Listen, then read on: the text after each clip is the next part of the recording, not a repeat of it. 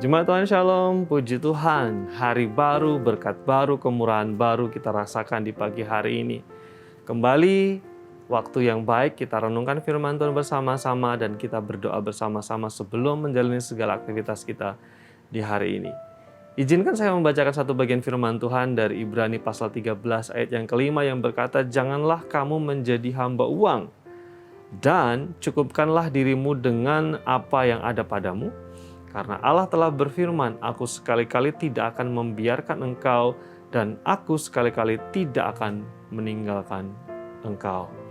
Nasihat firman Tuhan di pagi hari ini berbicara tentang keuangan dan juga rasa cukup di dalam kehidupan kita.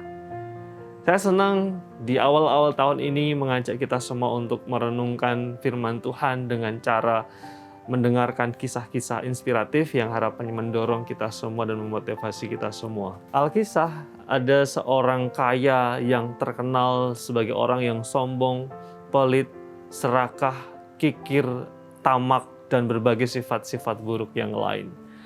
Lalu kemudian suatu hari orang kaya ini didatangi oleh seorang pengemis. Pengemis ini berkata kepada orang kaya ini apakah dia bisa mendapatkan sesuatu. Lalu dengan kesombongannya dia menjelaskan, apapun yang aku bisa berikan kepadamu akan kuberikan. Kamu perlu apa? Lalu sang pengemis ini berkata bahwa sesungguhnya apapun yang diberikan tidak akan bisa memenuhi mangkok kecil yang dia bawa.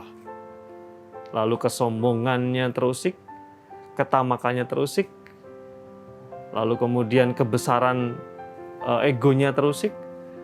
Orang kaya ini mengeluarkan uang dari kantongnya dan dimasukkan ke dalam mangkok itu. Tapi mangkok itu tidak penuh.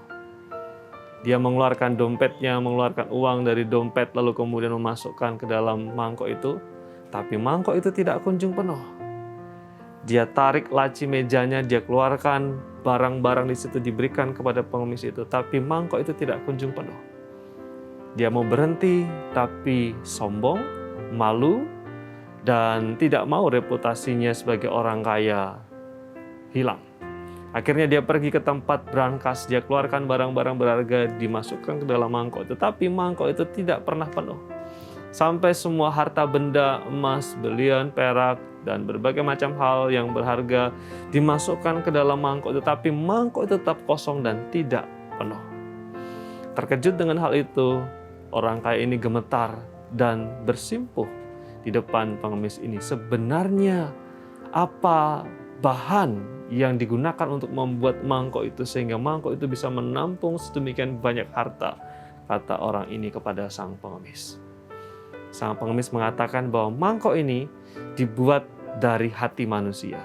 Demikianlah hati manusia yang tidak pernah puas, yang tidak pernah merasa cukup, yang tidak pernah merasa penuh sekalipun dia memiliki berbagai macam hal. Lalu tertegur dan bertanyalah orang kaya ini kepada sang pengemis, lalu apa yang bisa saya lakukan supaya mangkok itu merasa cukup?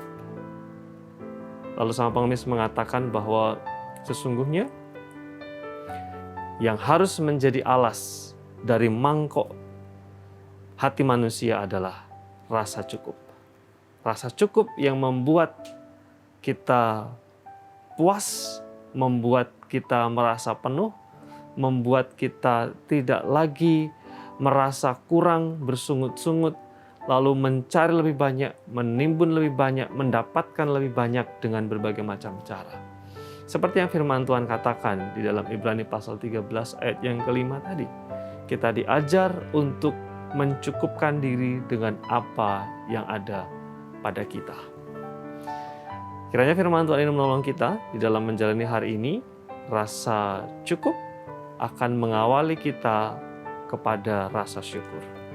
Menjalani hari ini dengan rasa syukur sehingga hari ini akan menjadi hari yang indah buat kita. Mari kita berdoa jemaat yang terkasih. Terima kasih atas firman Tuhan yang Tuhan berikan kepada kami. Kami bersyukur karena Tuhan menasihati kami dari waktu ke waktu. Biarlah hari ini kami warnai dengan rasa cukup dan rasa syukur sehingga hari ini menjadi hari yang kami nikmati, hari yang indah yang kami lewati. Di dalam nama Yesus kami berdoa. Amin.